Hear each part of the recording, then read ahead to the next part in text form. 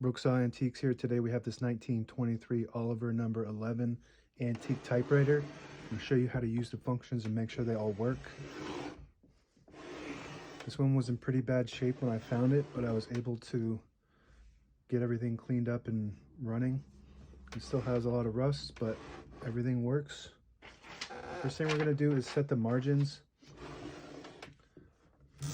Right now we're in between both of the paper fingers, which is where you want to be, but if you want to be closer to the edge, then you pull out this, push it forward, and pull this little rod out, and it'll allow you to go all the way to the edge. We're going to set it right there, so what you want to do is you push in that same rod that's underneath, you just find it with your finger, and you push it until it stops, and you hear those clicks, and that's where the margin will be. And same thing with the right, it's got a little tab under here to do the right side. You can see you just push it down from the right side like that, and then set it where you want it, and that's exactly where we want it.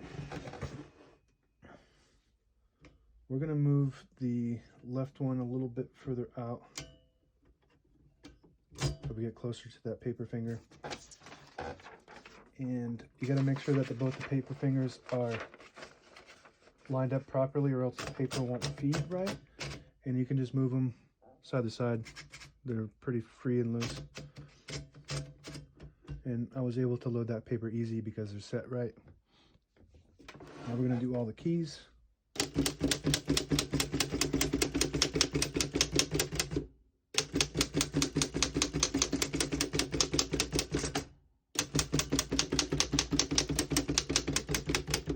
And this one has a 3-bank keyboard.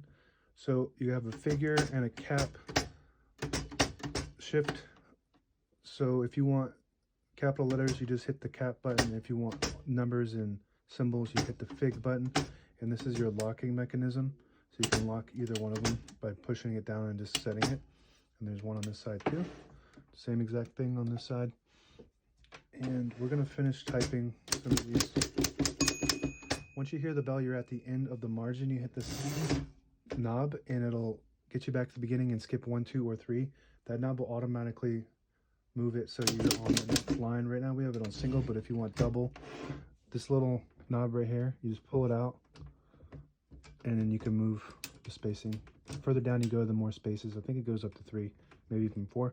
The higher up you go, it'll just give you 1, and as you can see, it automatically turns it when you hit that button.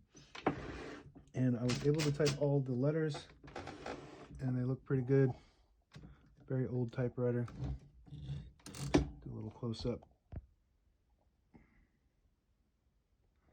And this has a solid black ribbon, but I believe you can do multiple colors by just pushing in. This is a vibrator right here. It vibrates up and down.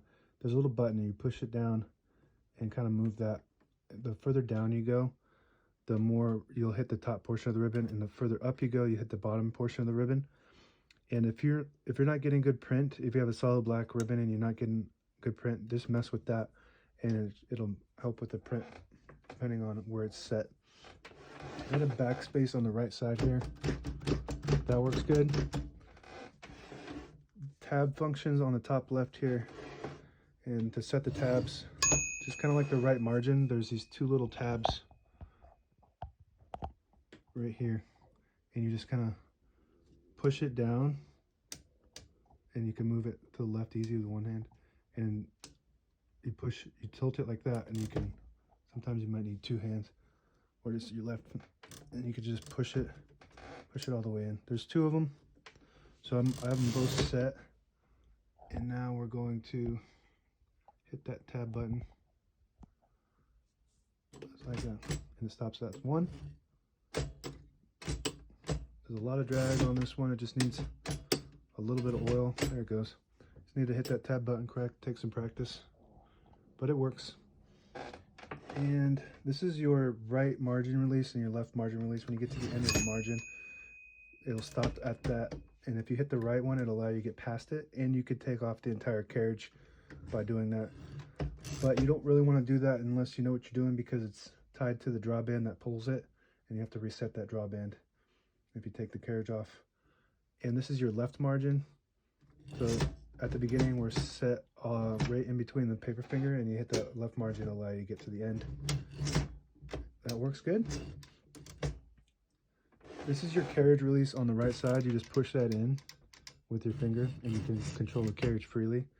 And behind the knob is a lever. You push it towards the front and it'll unlock those rollers underneath the plat, allowing you to pull the page out easy or load thicker paper like carbon copy or cardstock. Make sure you flip that back to the back or else the next page won't load correctly. Sometimes also with these old machines, the paper won't feed easy, so you can just do that. So you just flip, it's on each side, you just flip that and you can load the page. You just kind of manually feed it. This lever up higher is, you flip it back, it'll disable the spacing, so that way you can get to a specific spot on the page without having to navigate through each of the spaces. So when you have it forward, it clicks. Each one of those clicks is a space. And this is your left carriage release, a little button underneath the knob that allows you to control the carriage freely. And that's about it. Now available on eBay or Etsy. Search Brooksaw Antiques.